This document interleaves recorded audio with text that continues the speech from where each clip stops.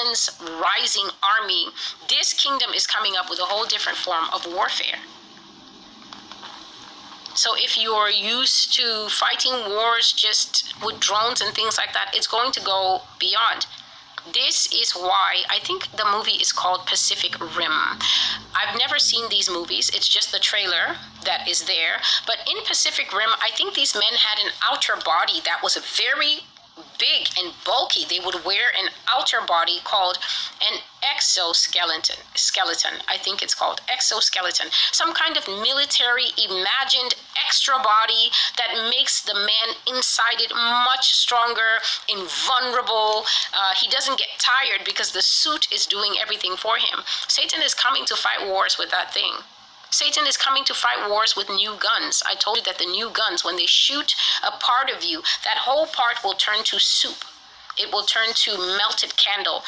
The face will go down, this part will go down, and it can also just make people vaporized. There's also a gun that when you do it, it does exactly what the lightsaber does. It will just cut you. It will just cut you. And I said that I saw the Chinese people premiering that gun, okay? They were testing that gun and they fired it.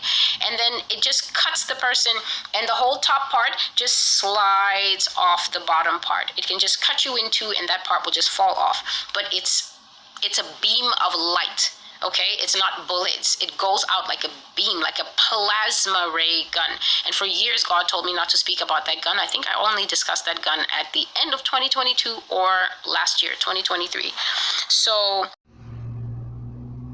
we're able to devour and break in pieces. This is the coming of a completely mechanized world.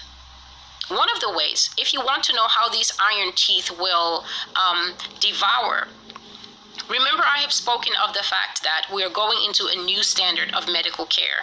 In the new standard of medical care, they will put you into this AI scanner thing, okay? So we're not even going to have too much interfacing with humans. God says that we're going to be desensitized. They will take away the doctors and the nurses, and we will be scanned by, let's say, AI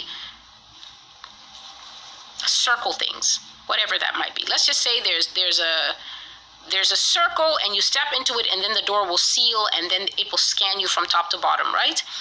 And then the AI will be the one to make a determination on if you will get care or not.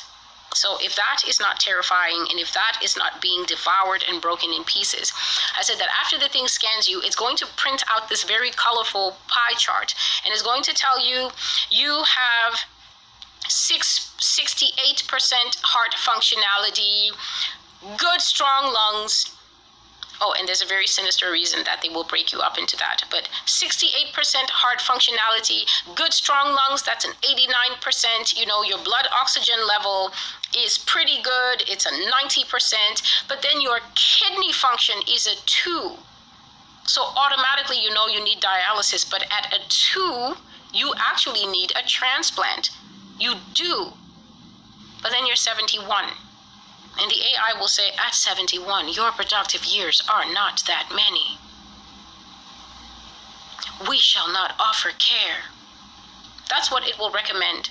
And the human doctor will have to go along with that recommendation.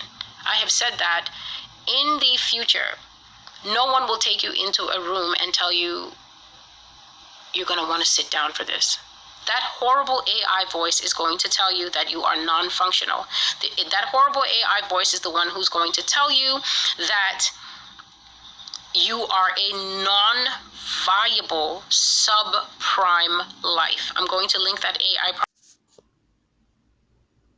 This man went to a very full stadium. He went to a very full stadium. It seems that he was addressing the whole world. Barack Obama, he was talking to the whole world, addressing the world. Screens were there, live simulcast. The whole world was listening. And then God showed me in this man's head something that I can only describe as a disc. Okay, it was exactly like a skipping stone. You know when you go to the lake to skip stones, you're looking for the smooth, flat, slate, light stones. So that when you throw it, it can go across the water. So I saw something like a skipping stone, maybe 2.5 inches or something around flat in his head, and it was resting at the base of his skull. And you know, President Obama has a scar in the back of his head, a massive gash that has never been explained to anyone.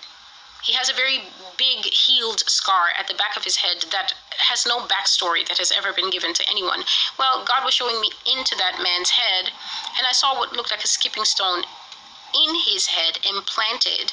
And at that moment, I'm looking in his head, but at the same time, I'm behind him, and I'm standing behind him, seeing just his normal head as he's giving that speech. And then what happened was, that thing went and it simply came out the back of his head, and it blew out the back of his head, and he fell down dead in front of all the people. And what was told to the people is that a shooter had got him. But God put me, I was behind the man, and I was also, go back and watch the prophecy, I was in front of him, and I saw that nothing entered him from the front. I saw that he was not hit from any angle by any shooter on any grassy knoll. Something in his head simply went, it came alive, and it just went, and it came out the back of his head at shocking velocity, ripping his head open, and he fell down dead in front of everyone, and he was carted away. And then later they came back and they told us that he was revived through the miracle of science. They told us that he had been, he had been brought back to life, wonderfully revived. That is what the Lord showed me about this mortal wound, deadly wound that was healed. And now